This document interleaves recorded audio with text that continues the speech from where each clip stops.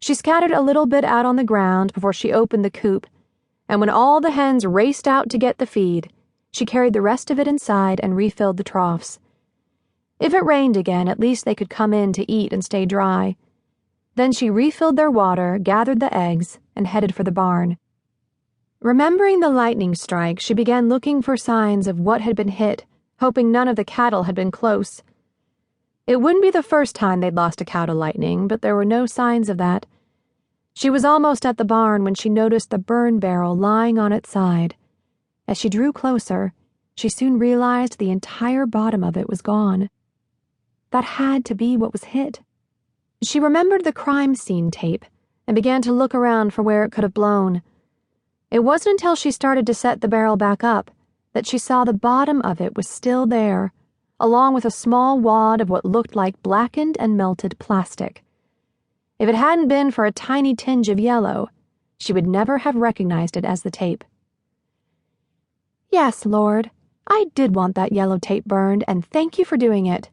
But you didn't have to scare the crap out of me in the process." She went back to get the egg basket, knowing she had last night's and this morning's eggs to clean and put in cartons. The cows were still bawling, so she left the eggs in the cooler and fed them before she went back. By the time she made it back to the house, it was late enough to call the county sheriff's office. She got a cup of coffee, then picked up a pen and notepad and sat down at the kitchen table. As she did, she noticed she'd missed a call from Trey. She would call him back after this, she thought, as she punched in the numbers. "County Sheriff's Office." "This is Dallas Phillips. I need to speak to Sheriff Osmond regarding the death of my father, Dick Phillips." "One moment, please." Already the knot in Dallas's stomach was getting tighter. She interviewed law enforcement regarding death and crime on a daily basis, but this was in regard to her own father's death, and she felt as if she were insulting her father's name. "Hello, Miss Phillips? This is Sheriff Osmond. Your father and I were good fishing buddies. I'm really going to miss him." "Oh, you're Dewey, aren't you? I didn't get the connection. Please call me Dallas, and thank you for taking my call." "Of course, and I really am sorry for your loss. How can I help you?" "As you can imagine, I want to know where you are on the case. Trey Jakes told me all he knew, and now I want to know what you can tell me." "Then you probably know as much as I do at the moment. We gathered evidence yesterday as we worked the scene. We found nothing obvious that would lead us to believe his death was anything but a suicide, so I'm waiting on the coroner's findings from the autopsy."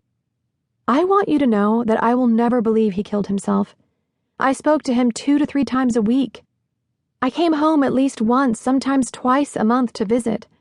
I never saw a hint of trouble or felt as if he had a worry in the world. I knew my father well. I would have known if something was bothering him." She heard Osmond sigh and resented it, but said nothing. "I understand, and I appreciate your feelings, Dallas, and I will make note of this conversation in the file, okay? I'm not the kind of man who takes the easy way out to close a case, okay?" Now she sighed, and when she did, she recognized the action for what it was and understood where he was coming from. Neither one of them had any knowledge that would make this go away. Nothing could do that. "Yes, I hear you," she said.